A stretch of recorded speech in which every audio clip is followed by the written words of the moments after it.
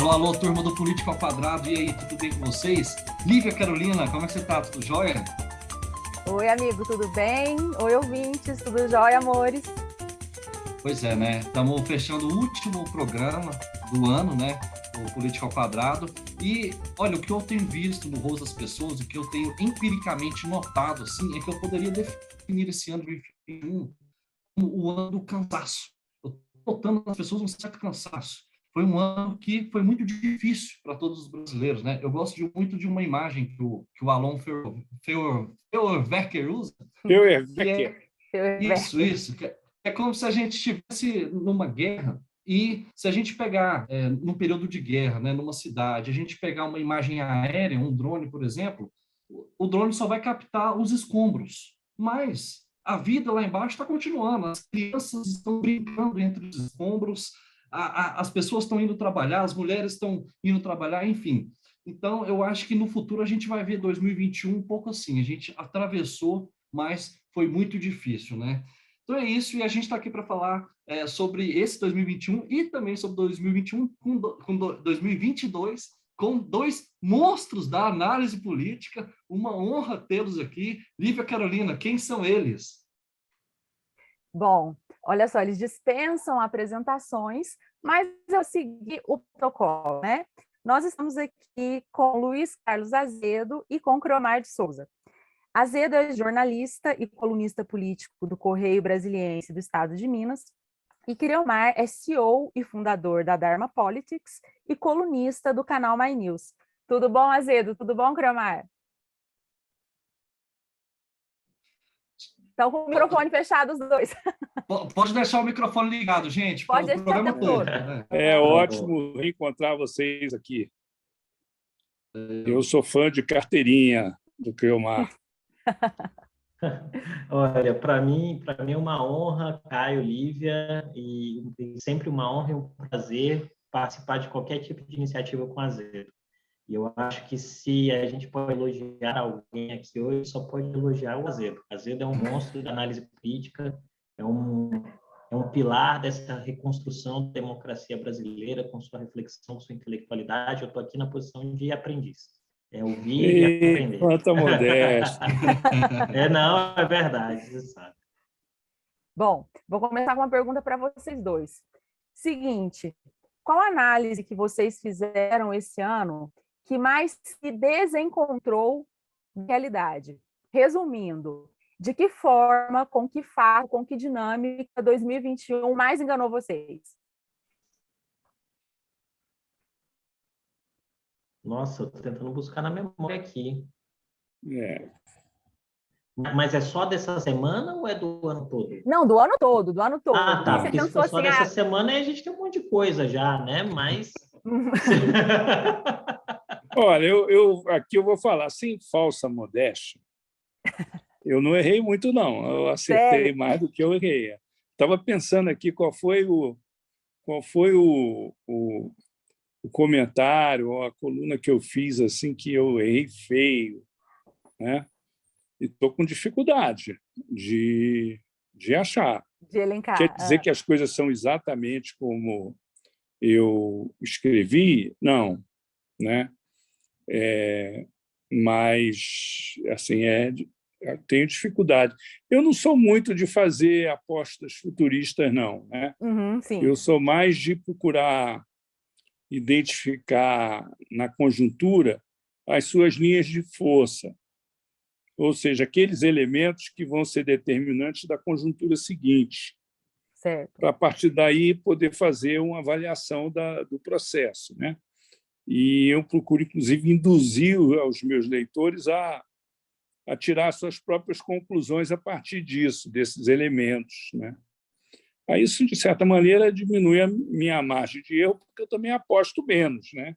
Sim. Eu me preocupo mais em compreender o que está acontecendo e o que pode se desdobrar, em que direção pode se desdobrar, sem cravar que vai ser assim ou assado.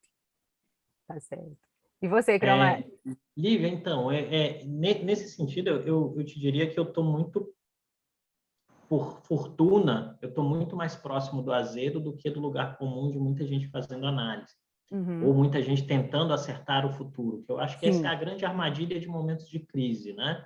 Nós temos o Brasil, principalmente nas redes sociais, observou um crescimento enorme de gente se propondo a dizer que é analista. Mas quais são os atributos do analista, né? Um atributo do analista, eu creio que o Azedo levantou muito bem, é a construção de um olhar sobre a conjuntura, a reflexão sobre tendências, o enxergar essas tendências e ver o que isso está sendo resultante.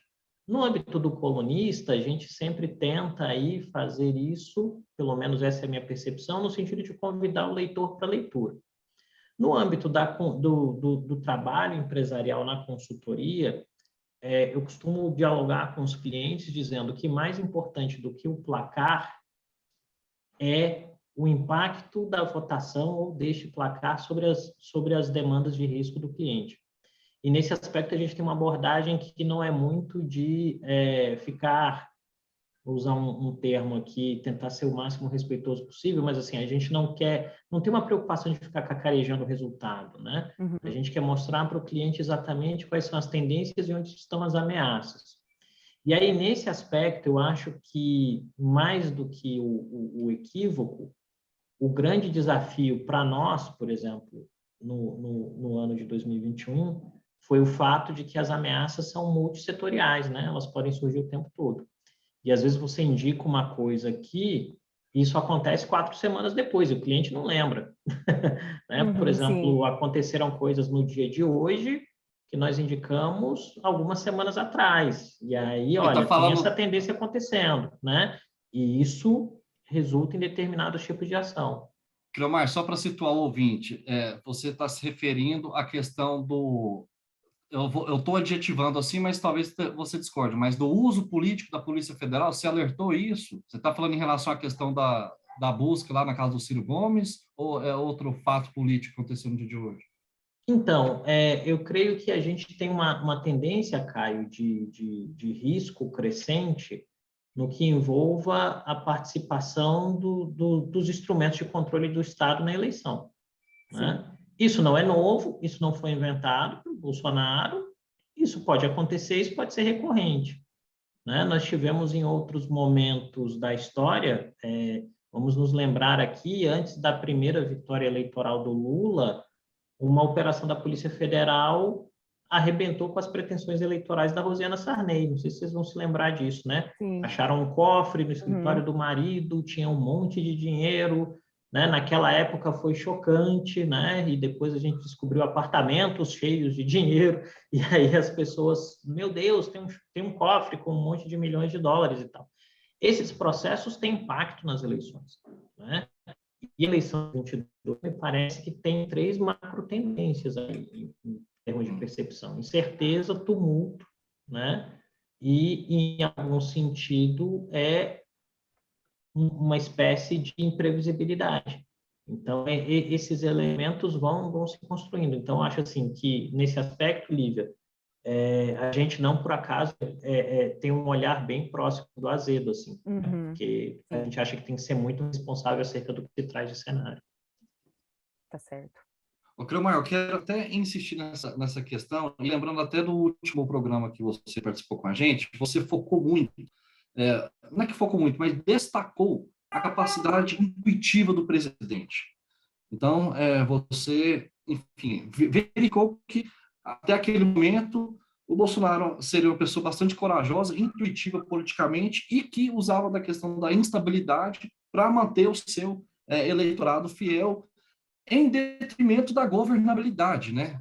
Para mostrar algum resultado, etc. Você acha que ele vai manter isso? Ele está calado há um tempo, mas ele vai manter essa questão de, enfim, de provocar essas instabilidades para manter o seu eleitorado que está diminuindo, aparentemente, ou a partir de agora, com essa questão do Auxílio Brasil, economia, talvez, mostrando alguma recuperação, ele vai focar um pouco na governabilidade para atrair mais eleitores? Caio, me parece assim que vamos usar um velho adágio popular, né? A gente não ensina truques novos a um animal já de certa idade. Todo político é um animal de certa idade com determinado tipo de vivência. o presidente Bolsonaro se acostumou a fazer política do jeito que ele faz política agora. A diferença é que antes ele tinha menos impacto, né? E como o presidente Bolsonaro sempre fez política, sempre relegando a ideia de grandes coalizões e trabalhando numa lógica familiar, sempre se preocupando muito pouco com política em termos de dados para políticas públicas e tendo determinados motes de fala e forçando a mão nisso. E assim ele governou, assim ele foi deputado, assim ele é presidente da República. Só que essa intuitividade e um elemento muito importante é a capacidade de sobrevivência do presidente. O presidente consegue, na hora H, na decisão que pode significar o passo para o abismo ou não, pelo menos até aqui, ele consegue dar uma recuada estratégica e não avança em direção ao abismo. Isso permitiu, por exemplo, que ele debelasse um processo de impeachment e que depois fizesse um recuo no pós-7 de setembro. Vamos lembrar que a situação no 8, a gente tem ali o dia 7, que é dele, o dia 8, que é um dia de bastante tensão, e no dia 9, um dado que começa no dia 9 e que pouca gente se dá conta é que no dia 9, em um podcast muito famoso de um jornal de grande circulação, o Gilberto Kassab dá uma entrevista. E o Gilberto Kassab fala assim, faltam 20 votos para o impeachment. Uhum. E aí isso vai gerando uma série de acontecimentos e no fim do dia entra o Temer em campo, vem aquela carta, o Bolsonaro assina sem ler, ele mesmo diz isso, né? Ele assina sem ler e aí dá uma pacificada, ele diminui o tom. O Bolsonaro consegue aprovar os precatórios e o Mendonça no STF, ele começa a criticar de novo. E aí ele volta. E assim a gente vai nesse comportamento de ondulação. A característica me parece ser aí, e essa é uma característica muito clara, é que os políticos de profissão que se alinham ao Bolsonaro sempre correm o risco de serem jogados para debaixo do caminhão. Né? Isso aconteceu com o Fernando Bezerra ontem. Fernando Bezerra era candidato do governo a uma vaga no TCU e ele foi atropelado na votação. E aí hoje ele entrega o cargo. Então, assim, não vai ser o primeiro, não vai ser o último. E não vai ser o último. Uhum. Né? Então, essas dinâmicas me parecem muito importantes dentro de um objetivo primário do presidente, que é sobreviver e acumular poder. Sobreviver e acumular poder. Então, e aí isso me parece muito, em algum sentido, e não é desrespeitoso o que eu vou dizer, me parece muito uma lógica de acomodação de interesses de vereador. Né? Em que você tem agendas muito imediatas e uma necessidade de resolver questões muito imediatas e tendo controle de determinadas estruturas dentro do Estado. Tá certo. Azedo, dos fatos mais marcantes que aconteceram na política brasileira esse ano foi a CPI da pandemia, né? Ela foi polêmica desde o início. Desde a sua implantação, que teve que ser feita por uma decisão do ministro Barroso, em todo o seu desenrolar, por conta de depoimentos inesquecíveis por péssimos motivos, e até no seu final, com uma quase ruptura no G7, quando da votação do relatório final. O relatório já está na PGR, claro, e em janeiro de 2022, o TPI vai receber, o Tribunal Penal Internacional vai receber uma cópia do relatório. Eu queria ler um trecho do último discurso que o Renan Calheiros fez como relator da CPI. Abre aspas.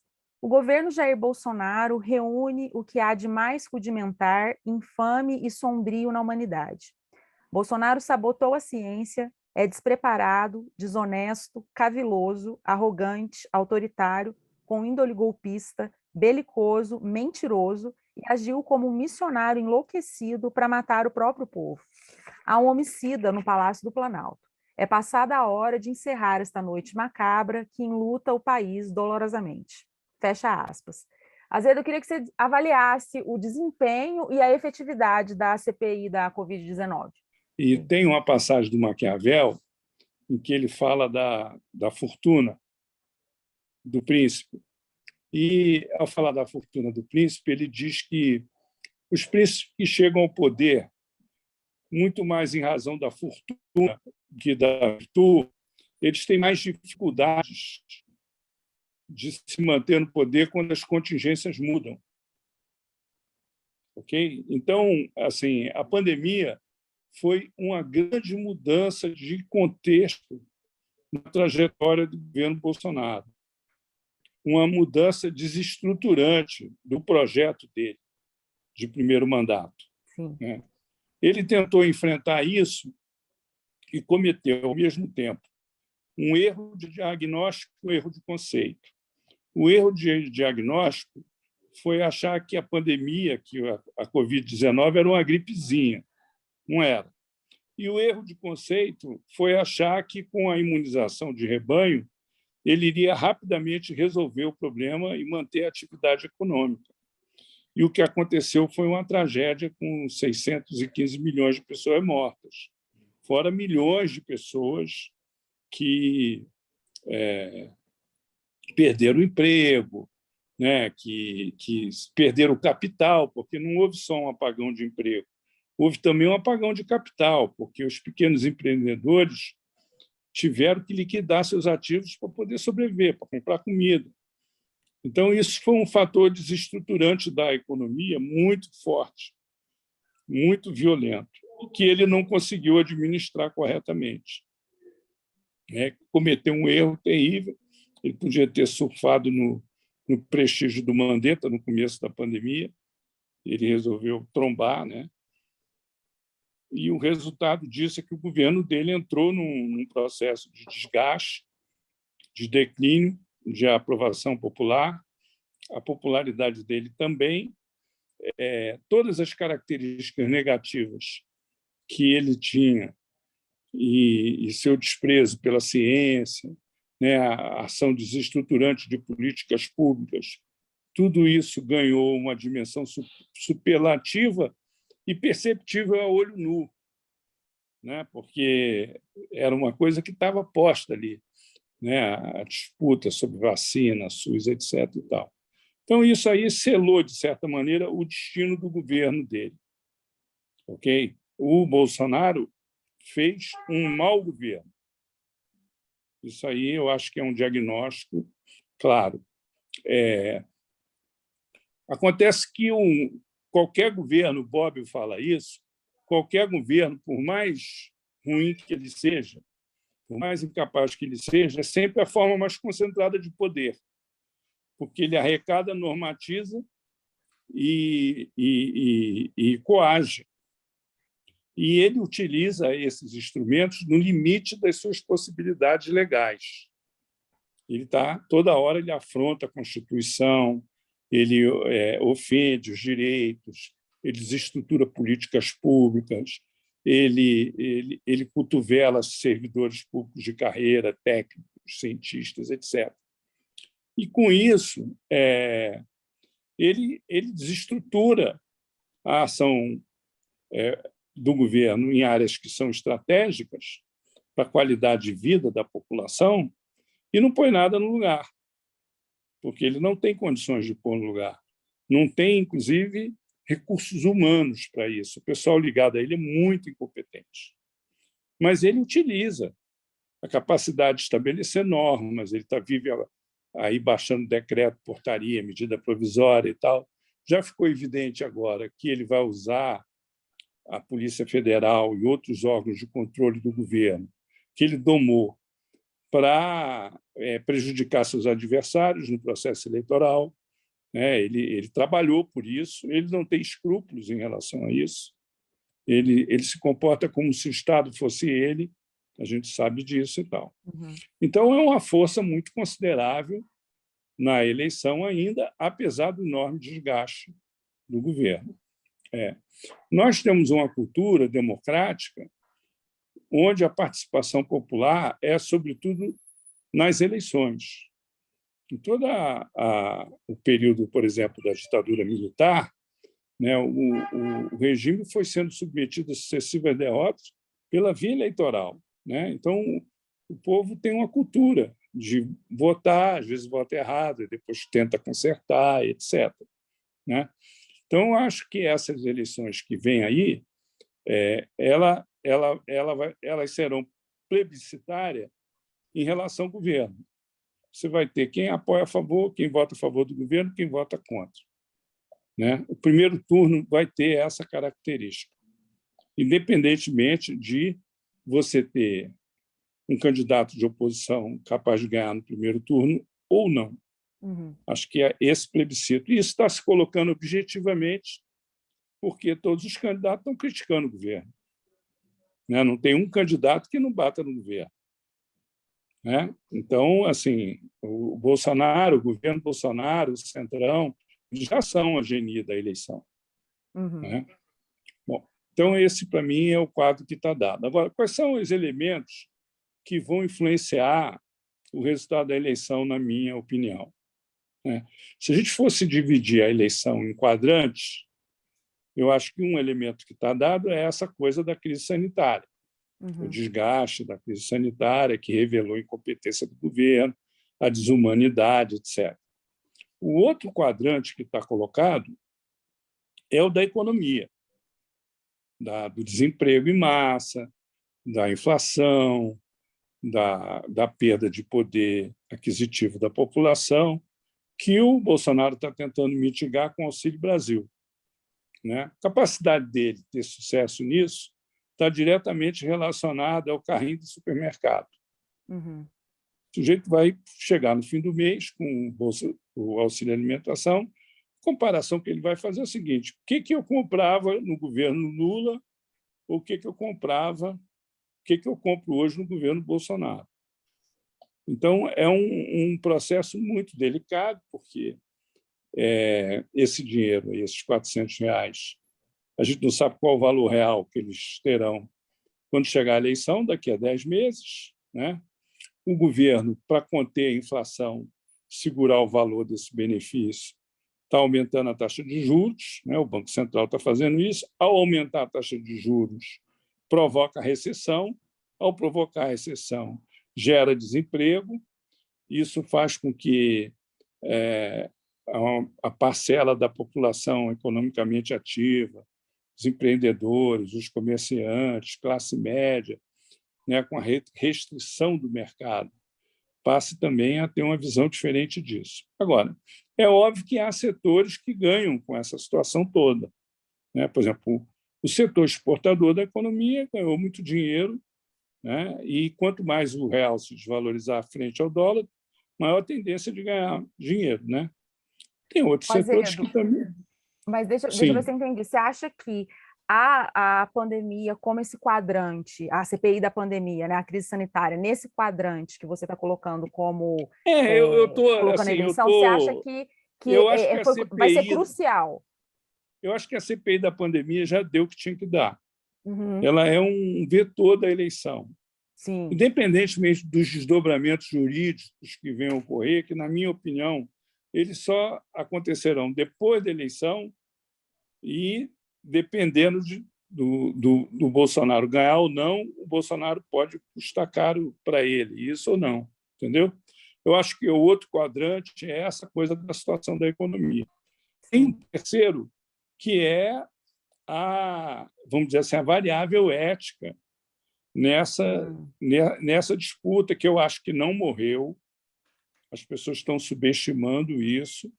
Ela não morreu, ela ainda suporta uma candidatura, uma narrativa antissistema, que o Bolsonaro já percebeu que está viva e começa novamente a ensaiar.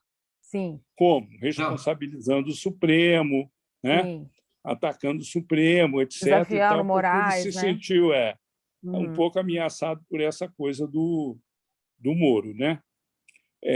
Por último, nós já falamos de 3, né? Para fechar aqui, o que seria o quarto quadrante, né, da disputa eleitoral? Eu acho que o quarto quadrante ele não está no terreno vamos dizer assim, dos problemas econômicos, sanitários, políticos, jurídicos. Ele está no terreno do imaginário da população, no terreno do que as pessoas acham que pode vir a ser uma saída para esse estado de coisas. Uma construção política a partir de narrativas eleitorais, ok? O imaginário das pessoas. É o elemento subjetivo desse processo que pode decidir a eleição. Porque nós não sabemos, quer dizer, se a eleição for em 2 turnos, nós não sabemos como é que vai ser, como é que vai se dar essa polarização. né? Todas as pesquisas mostram o Lula como um franco favorito, inclusive com possibilidade de ganhar no primeiro turno. Eu não vou brigar com pesquisa. Eu acho que essa tendência ela é predominante, mas eu tenho experiência suficiente para saber que ninguém ganha eleição de véspera.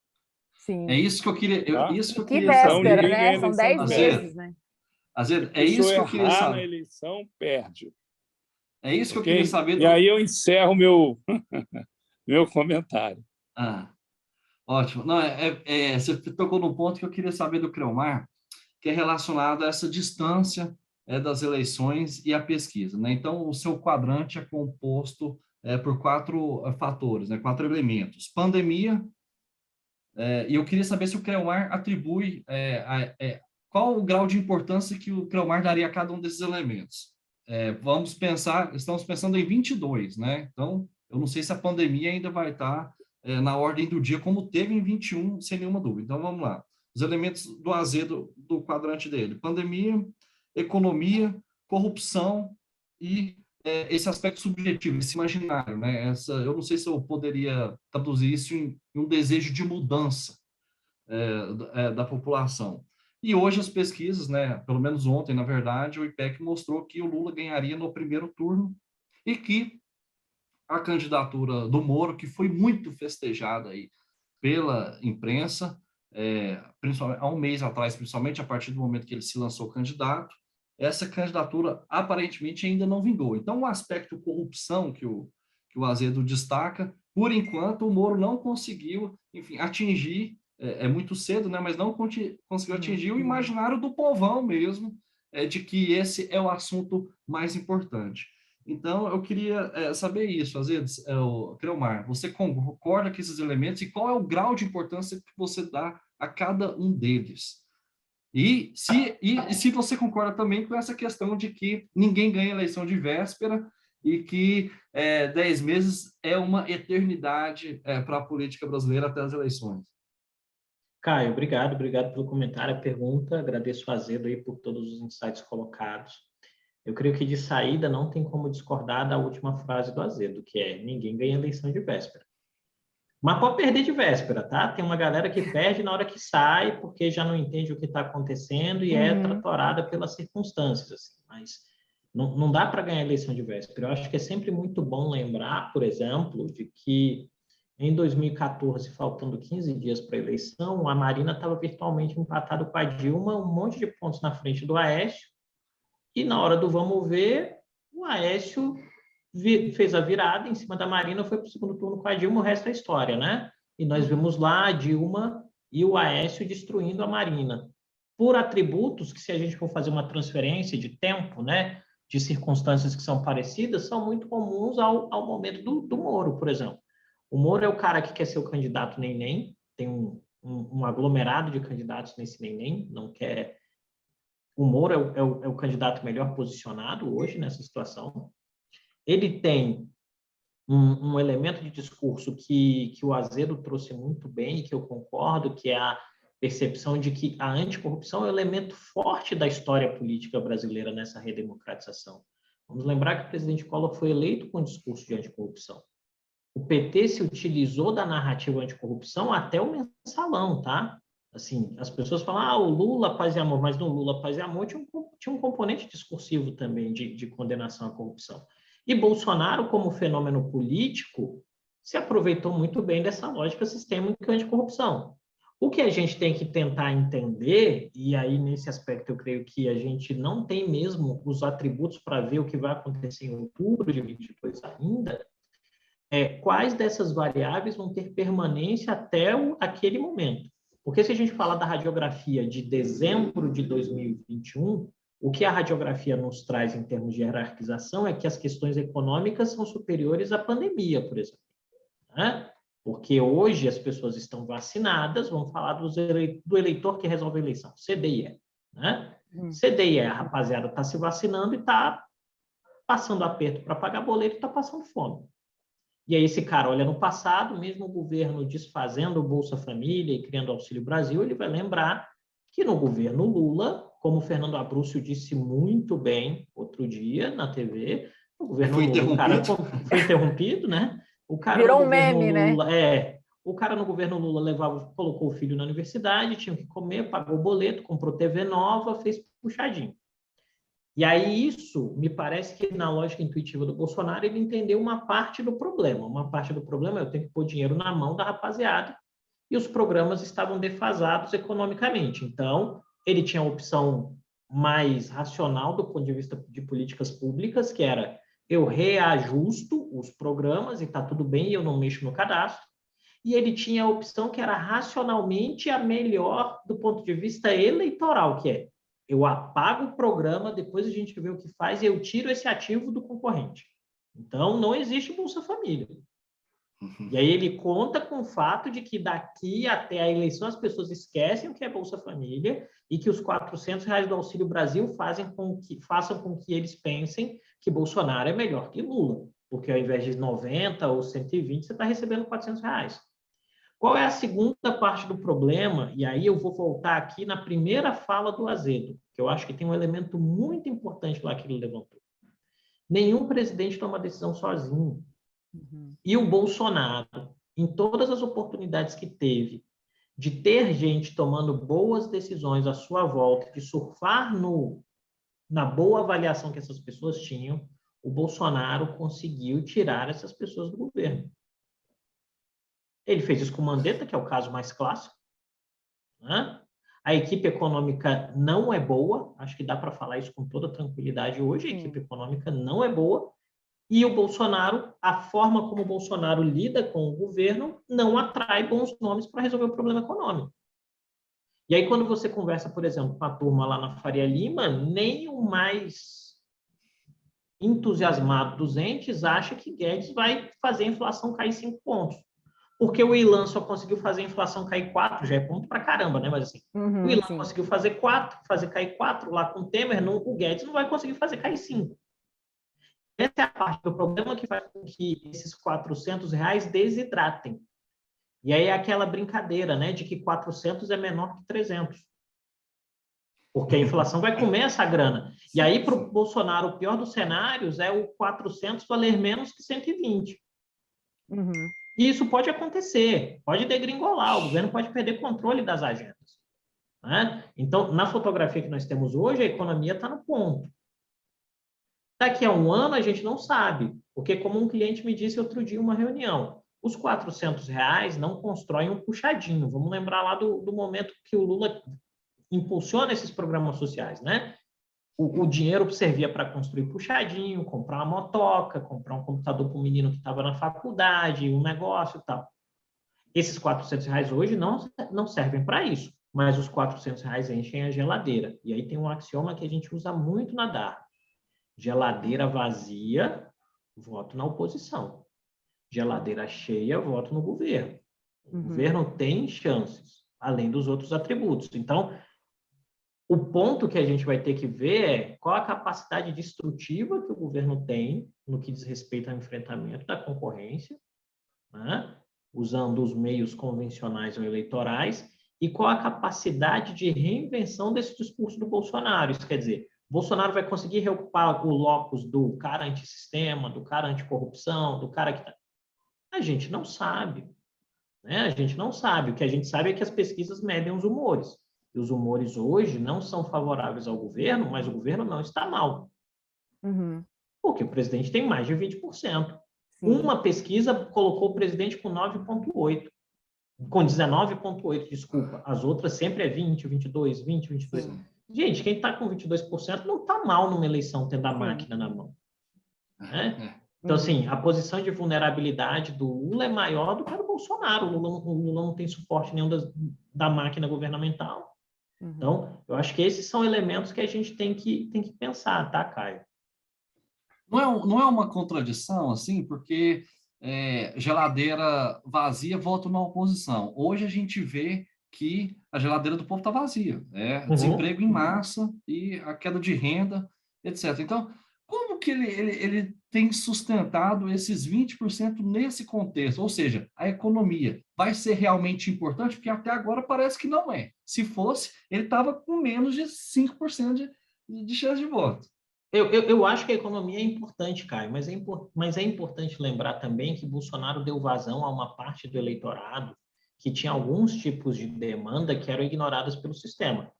Se você pega, por exemplo, estratificações, e aí você pega estratificação homens que se dizem evangélicos, por exemplo, ou mulheres que se colocam como evangélicos.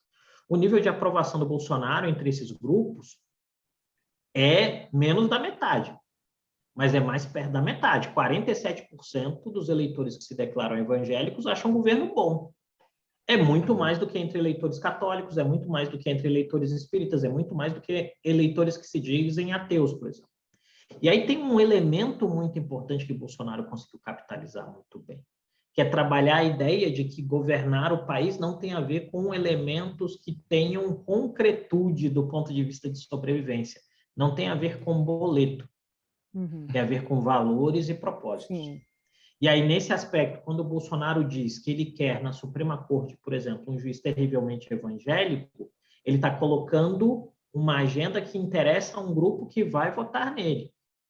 E aí, a reação... Mesmo com geladeira vazia. Mesmo com geladeira vazia. Agora, a questão é saber se só esses votos são suficientes para ganhar uma eleição. Parece que não, Como o Azedo já disse muito bem dito aqui, ninguém aqui é doido para brigar com pesquisa. Os dados são esses. Mas, e se esses números forem suficientes para forçar um segundo turno? Sim. Se é suficiente para forçar o segundo turno, aí você modula na ideia do nós contra eles, da guerra cultural, do Brasil cristão contra Brasil não cristão. Você constrói uma outra narrativa que pode empurrar as pessoas. Não dá para saber, né? Você tem uma árvore de possibilidades e você vai, a partir dessa árvore, construindo as percepções. Tá certo. Nossa, Azedo. Lívia, deixa eu só puxar um gancho com o Azedo, porque isso ficou muito evidente na conversa que a gente teve. Eu vou pedir até para o Azedo ser breve para você poder perguntar, mas é um gancho que, me desculpe, mas eu preciso perguntar isso porque tem muito a ver com o que o Azedo disse sobre a questão das ideias errôneas das pessoas. E aí eu vou para um lado mais teórico, assim, Azedo, porque você falou que as pessoas elas têm algumas ideias errôneas que não nascem da cabeça delas, são fruto dessa realidade social que elas vivenciam, né? Então, essa questão, por exemplo, evangélico é muito evidente, porque às vezes o cara está com a barriga vazia, mas aí com um discurso de questão de valores, de ameaças à questão da família dele, ele acaba voltando, enfim, no Bolsonaro, por exemplo. Mas a minha pergunta é, se as ideias errôneas elas são fruto dessa realidade social, como é que a gente mudaria a realidade social com essas ideias errôneas presentes na cabeça das pessoas? Bom, vamos... Eu vou fazer uma digressão aqui teórica, né? Essa coisa está lá na ideologia alemã, né? O Engels fala que a ideologia é sempre uma forma distorcida de apreensão da realidade, né? Então, quando você tem um segmento como nós temos hoje na população, né, altamente ideologizado e a partir de alguns elementos que aparentemente a gente não consegue entender por que as pessoas sustentam aquelas posições, essas ideias dela, do nosso ponto de vista, né, são tão errôneas, né? Eu gosto do exemplo do plebiscito do desarmamento, né? Que todo mundo era contra a venda de armas. Exército, Marinha, Aeronáutica, imprensa, igreja, Congresso, todos os partidos e tal, juntaram meia dúzia de gatos pingados, entre os quais o Bolsonaro, fizeram campanha pela liberação da venda de armas, defendendo o princípio de que todo cidadão deveria ter o direito de ter uma arma para se defender sua família em caso de necessidade, e eles deram uma coça no plebiscito, né? Por que isso aconteceu, na minha interpretação? Isso aconteceu porque o cotidiano do povo, da população, é muito violento, o sistema de segurança pública não garante o monopólio da violência pelo Estado, e aí o sujeito Não é que ele vai ter uma arma em casa, mas ele não quer abrir mão de tê-la, se precisar, para proteger a sua família e tal. Esse raciocínio é um senso comum, né? Que parte de uma realidade violenta e que leva a uma conclusão errada, né? Mas ele existe porque tem uma base objetiva para isso, né? Uhum. Bom, isso nessa visão, né, da ideologia alemã, vamos dizer assim, né? O que eu acho é que o Bolsonaro ele capturou, assim, a ancoragem do Bolsonaro, ela é antropológica, na minha avaliação.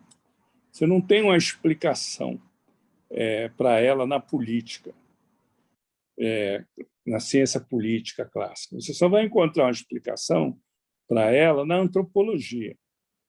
Por quê? Porque ela parte da desagregação da família unicelular patriarcal, que é uma resultante da realidade do mundo moderno, das transformações que estão ocorrendo, né? E que tem manifestações associadas a isso, mas que não derivam necessariamente disso, né? Por exemplo, a renovação dos costumes, as questões de gênero, elas não resultam da desestruturação da família unicelular patriarcal, necessariamente.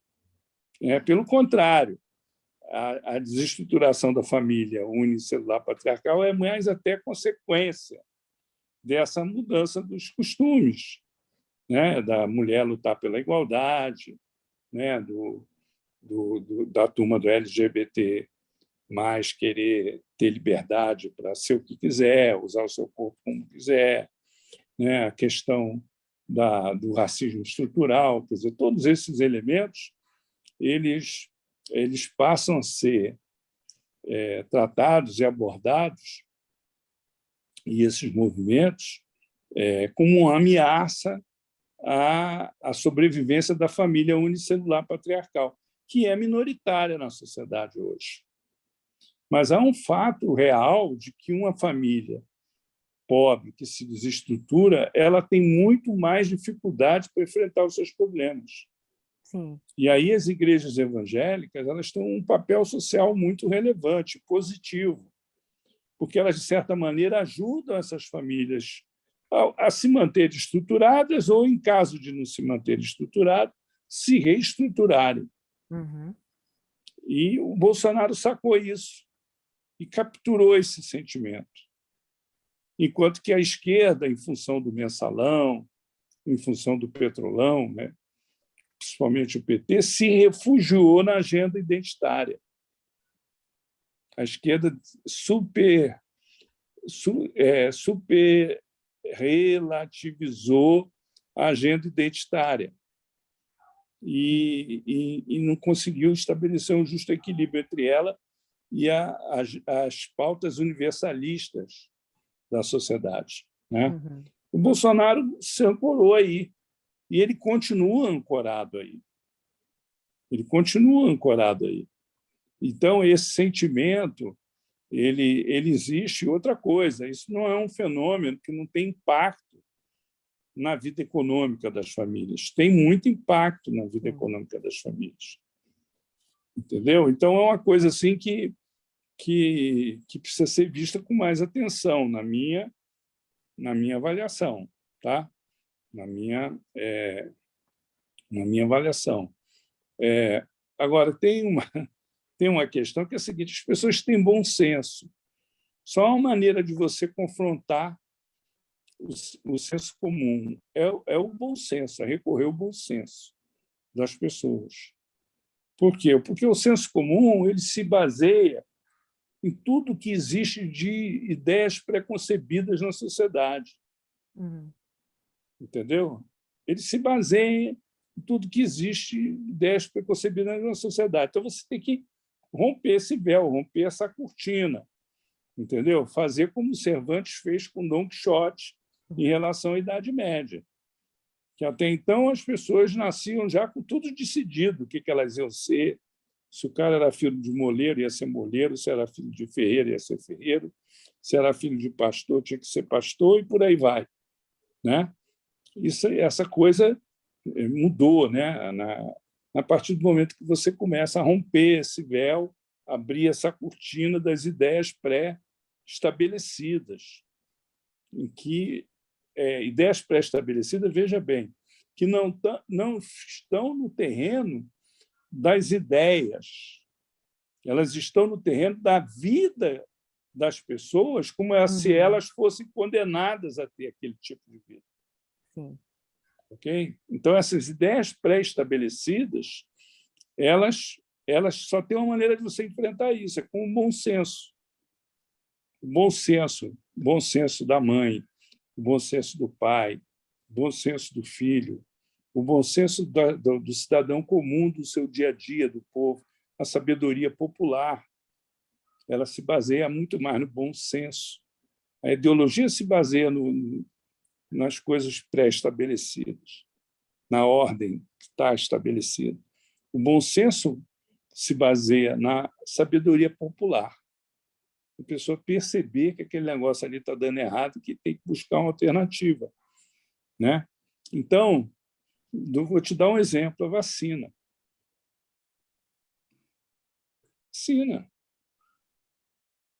E hoje você tem um embate dentro das famílias com relação à vacina. Vacinar ou não vacinar. O bom senso está prevalecendo. Mas você encontra... Outro dia eu fui fazer um exame de sangue, aí a atendente lá, auxiliar de enfermagem, estava comentando comigo, perguntou se eu estava com suspeita de Covid, eu disse que não, que eu tinha feito o teste, não era e tal. E aí ela falou, disse, pô, eu estou com maior dificuldade, a minha família não quer tomar vacina. Só consegui convencer o meu pai. Minha mãe e meus irmãos eu não consegui, por causa do pastor lá da igreja aqui. Então, assim, para você ver que é um embate que está se dando dentro das famílias. E o que está dando sustentação a essa coisa da vacinação é uma cultura que a gente já tem, um bom senso das pessoas. Né? Mas tem gente que se recusa a tomar vacina. Eu conheço pessoas que se recusam a tomar vacina. Vegano se recusa a tomar vacina. Então, esse embate... O movimento antivacina é anterior à própria Covid, né? Agora ele cresceu. Mas essa coisa está instalada no processo político brasileiro. Né? A gente não sabe qual vai ser o desfecho disso, mas ela está instalada. E aí tem algumas coisas que a gente precisa levar em conta. Eu acho muito difícil uma eleição decidida no primeiro turno. Por quê? Porque nós não temos precedentes. Pode ser que aconteça, mas nós não temos. Okay? Fernando Henrique. Não. Sim, tem a eleição de 94, que ele ganhou no primeiro turno, é verdade. Só tem a do Fernando Henrique. Mas, de qualquer maneira, eu acho difícil. Você tem razão, que foi uma eleição que ele atropelou todo mundo. Né? Bom, você tem razão. Então, mas eu acho difícil a eleição no primeiro turno. Né? A gente não tem precedente, por exemplo, de vitória do Lula no primeiro turno. Sim. Né? Então, acho difícil esse cenário. Mas vamos supor que a gente vá para a eleição com 5 candidatos, com alguma expressão. Né? Bolsonaro, o Moro comendo um pedaço do Bolsonaro, o Ciro contendo um pouco a coisa do Lula e o Dória conseguindo aí ocupar um espaço de centro-esquerda e tal. Vamos imaginar que essa eleição, que no final da eleição o Lula não ganhe porque o Moro teve 2%, o Dória teve 2% e o Ciro teve 2%. Tá? É um cenário bem esquemático. Né? Bem esquemático. E aí vai para o segundo turno o Lula e o Bolsonaro. O Lula batendo na trave ali, precisando de 4% dos votos para ganhar. Desses 6, precisando de 4% desses votos para ganhar. Como é que vai ser o caldeamento desses votos no segundo turno entre Lula e Bolsonaro. Sim. Mas o Azedo era exatamente... Entendeu? Essa é Uhum. é uma questão que precisa ser levada em conta. Por exemplo, se o Moro cresce e fica, vamos supor, o Dória com 1% e o Ciro com 1%, e o Moro com 4%, para onde vão esses 4%? Vão para o Lula ou vão para o Ou vão Bolsonaro? para o Bolsonaro. Mas é isso que eu queria Ninguém perguntar. sabe, entendeu? Sim, que eu Então, queria perguntar para o Creomar sobre a campanha. O Creomar sabe. Então, assim, eu sei nada. estou botando um grilo aí, dizendo isso é que eu acho que essa coisa é mais complicada, entendeu? Eu quero perguntar para o Cromar exatamente sobre a campanha do Lula, que a gente falou aqui várias vezes, né? Essa semana o IPEC indicou que o Lula pode ganhar no primeiro turno e o Lula está em primeiro lugar nas pesquisas faz um tempo. Eu queria saber, Cromar, o seguinte, resumidamente, a campanha do Lula até agora, ela tem sido se valer do saudosismo de vários segmentos da sociedade em relação aos dois governos dele, e, por outro lado, a pose de estadista que ele tem no exterior, né? Ele é muito insensado no exterior, a gente viu os périplos dele e tal. Eu queria saber se você acha que essa estratégia, se ela perdura, se ela tem fôlego para durar 10 meses, e o que pode fragilizá-la? E, claro, eu queria que você comentasse também a possível junção com o Geraldo Alckmin, que hoje declarou no Twitter que realmente se despediu do PSDB, mas ainda não disse para onde vai. Lívia, eu creio que tem, se você me permitir, eu diria que tem esses dois elementos que você levantou, mas tem outros dois agregados aí. Ah, sim, por favor. O terceiro elemento, eu diria que é o fato de que o Lula não disse que é candidato. Né? Se nós olharmos o Twitter dele hoje, no dia 15 de dezembro, após um monte de comentários e balões de ensaio sobre o fato do Alckmin ter saído do PSDB, ele foi ao Twitter e disse: não estou pensando em vice porque não sou candidato. Caso me torne candidato, pensarei em um vice e comunicarei, mas não estou em campanha. Então, assim, acho que esse é o elemento. É óbvio que está em campanha, gente, mas assim, a própria construção desse terceiro elemento tem a ver com um quarto elemento que eu quero dizer aqui, que é a ideia de balões de ensaio. O Lula tem feito balões de ensaio e todas as falas e ações têm sido realizadas em ambientes controlados. Né? Que seja o podcast, que seja visitar o fulano de tal, que seja girar pela Europa, tudo é feito em ambiente controlado. Sim. Para quê? Para realçar e criar uma lógica que dê que crie um contraste natural entre o Lula e o Bolsonaro. Né? Lula é carismático, Bolsonaro é carismático a seu modo. Bolsonaro tem uma explicação que eu não preciso dizer mais nada depois que o Azedo partiu para essa lógica antropológica, que eu acho que é onde a gente consegue entender mesmo o bolsonarismo como fenômeno político e talvez como uma reinvenção de fenômenos políticos que aconteceram em outros momentos, né, da história do Brasil. Mas Lula vem fazendo isso numa lógica de balão de ensaio. O que me parece que Lula tem muito claro para si é que ele não ganha só com esse voto identitário do militante de esquerda. E aí, assim, por mais que isso desagrade a alguns, não vai ser o militante do Twitter que vai eleger presidente, gente. Tá? Não é o lacrador de rede social lá no Twitter que vai eleger presidente. Talvez o cara com uma fazendinha de Telegram e de WhatsApp, sim, mas no Twitter, não. Né? Então, esse é um ponto bem importante que às vezes as pessoas se esquecem. Isto posto, o Lula entende que ele vai precisar de alguém que permita que ele cruze esse Rubicão que está separando a sociedade brasileira entre quem apoia o Lula, quem apoia o Bolsonaro, quem não apoia nenhum dos dois, e aquele que é sempre um elemento muito importante em toda eleição no Brasil, quem não vota. Né? Nós temos uma parte considerável dos eleitores que não vota, mais de 30% dos eleitores não votam. Esse é um ponto. Caramba. E aí a gente vai saber se os eleitores vão votar. Eu acho que não vão, tá? Provavelmente a gente tem um crescimento de não votantes, muito provavelmente. Mas entre aqueles que não querem Lula nem Bolsonaro, há inclinações e há um componente pragmático. Por exemplo, a gente tem metrificado o fato de que uma parte dos eleitores gosta de ter a sensação de que não desperdiçou o voto. Então, o cara votaria até ali no A, B, C ou D, mas na véspera ele está vendo que fulano vai ganhar e ele não quer falar no churrasco depois do voto que ele votou no cara que perdeu. Pô, ele não quer ser zoado. Então, ele vota no cara que vai ganhar. Por exemplo, vamos lembrar aqui, para quem é de classe média, por exemplo, que normalmente é a rapaziada que vai escutar esse nosso material aqui, em Brasília tinha um fenômeno de que todo mundo tinha votado num determinado candidato para a presidência.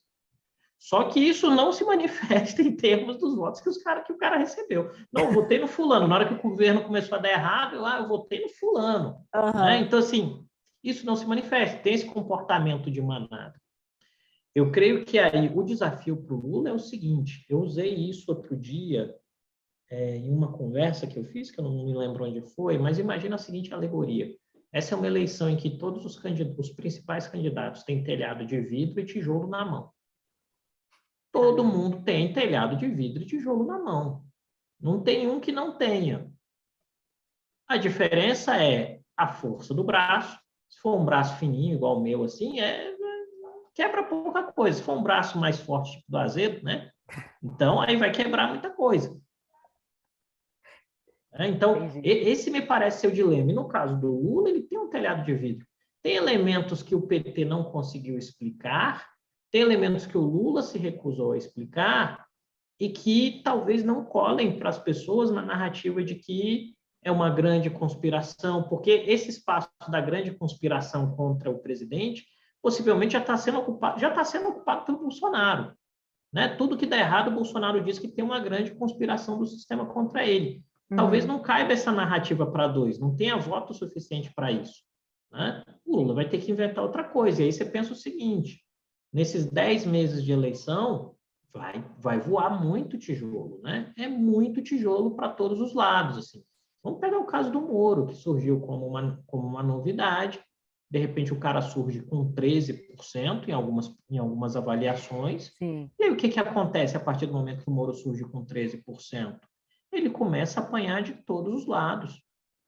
E qualquer candidato, não importa se vai ser o Moro, o Ciro, o Dória, a Simone Tebet, a Luísa Trajano, quem quer que seja, que queira se colocar como um candidato que não esteja nos elementos de polarização ou nos polos eleitorais, acho que é uma explicação mais exata, qualquer que seja esse candidato vai apanhar demais. Né? E aí é o exercício de resiliência. Quando a gente pensa na lógica eleitoral brasileira, essa resiliência não é apenas de caráter, não é apenas de narrativa, é resiliência também em termos de estrutura partidária, de recurso financeiro e de capacidade de direito de resposta a montar sua própria máquina de propaganda nas redes sociais.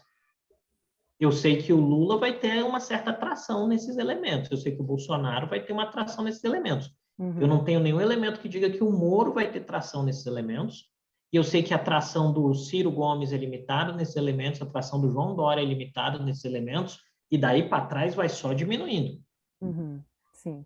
Então, quando a gente pensa essa eleição, a gente tem que lembrar que é uma eleição vai ser uma eleição com características novas. Então, assim, vai ter muito espaço para o digital, mas a TV e o rádio vão voltar um pouquinho. O TSE vai ter a capacidade de atuar com mais força, porque o TSE não sabia o que estava acontecendo em 18.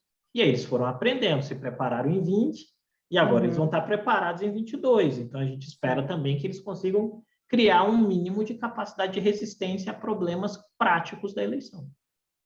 Cromar, então você acha que a suposta escolha do Alckmin seria exatamente para atravessar o Rubicão e compensar que o Lula sabe que ele não vai ganhar a eleição se ele tiver só os apoiadores dele mais... Eu acho que o Lula sabe que ele não ganha a eleição com um vice de esquerda por um componente empírico, né? Todas as vezes que ele foi com um cara puro sangue, ele tomou uma sapatada.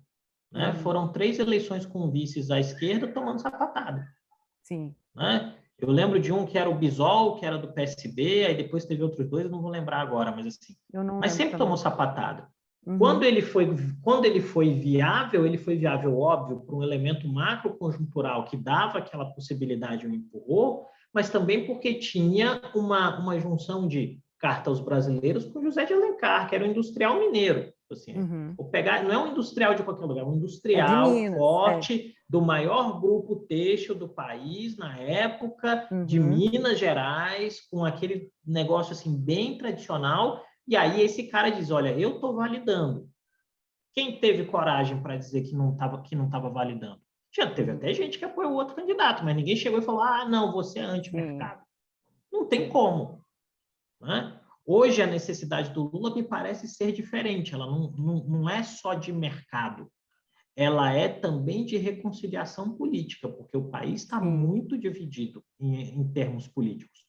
E isso passa no componente da vida individual das pessoas, pelos componentes antropológicos que o Azedo muito bem falou, a polarização, a rivalidade, o entroncamento entrou nas casas das pessoas.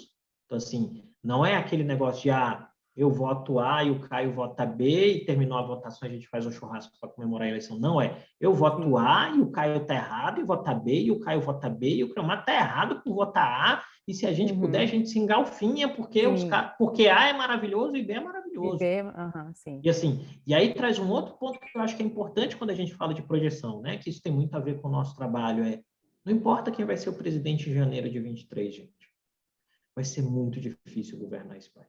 Nossa, demais. E aí, nesse aspecto, os movimentos, eu acho que qualquer candidato viável, talvez com exceção do Bolsonaro, porque não deseja isso mesmo, a ideia de desconstrução, mas também está fazendo, né? Qualquer candidato viável tem que fazer um mix de palanque, discurso, agenda e estruturas para uma mínima governabilidade e suporte.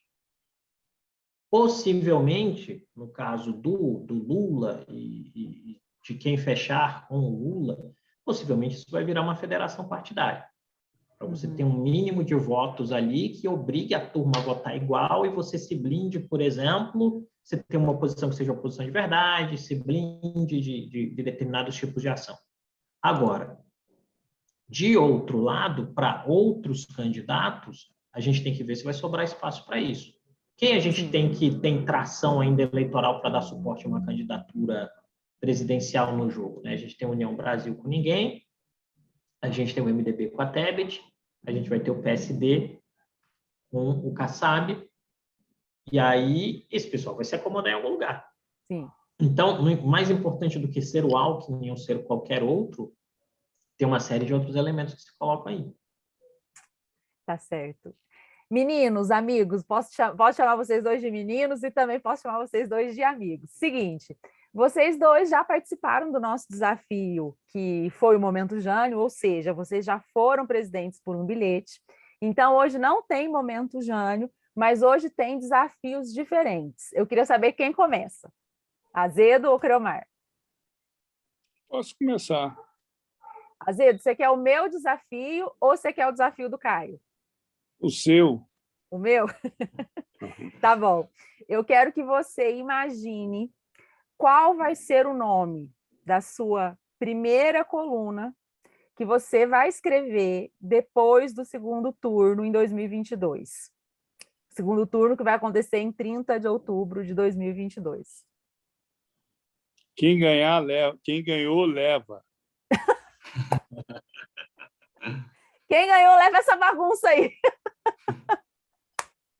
Tá certo. Quem pare o Matheus, quem vale. Quem vale. Na melhor coluna seria o vencedor as batatas, né? Citando Machado de Assis, né? Essa é ótima. Na linha aí do Creomar. Excelente. Vai lá, Caio, o seu, Creomar. Agora, o meu para o Creomar é o seguinte, super simples. Creomar, em uma palavra, eu queria que você falasse o que foi o ano de 2021 na política. Em uma palavra. Uau, quase solto duas, espera aí. Só pode ser duas. Então, acho que uma palavra é bom. Eu creio que 2021 foi desafiante. Um ano desafiante. Certo. Acho que é a melhor palavra. Ótimo. Tá certo. Gente, muito obrigada por terem vindo até aqui encerrar essa primeira temporada do Política ao Quadrado. O Criomar participou do nosso 12º episódio, o Azedo participou do nosso 34º, e hoje vocês estão aqui encerrando com o 47º episódio do Política ao Quadrado. Eu desejo para vocês, desejo para nós, desejo para os nossos ouvintes, desejo para todo o Brasil muita saúde, muita força e muita paz de espírito para recepcionar e para enfrentar 2022 e, mais do que isso, para contemporizar com o ano, porque a gente vai precisar disso. Eu queria ler um trechinho de um poema do nosso Drummond, que a gente adora aqui no programa, que é o poema Receita de Ano Novo. Abre aspas.